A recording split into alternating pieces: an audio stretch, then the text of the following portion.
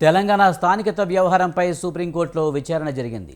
10వ తరగతి తర్వాత 2 ఏళ్లు బయట ఉంటే స్థానికత వర్తించదన్న రాష్ట్ర ప్రభుత్వం ఉత్తర్వులపై పలు విద్యార్థులు హైకోర్టును ఆశ్రయించారు.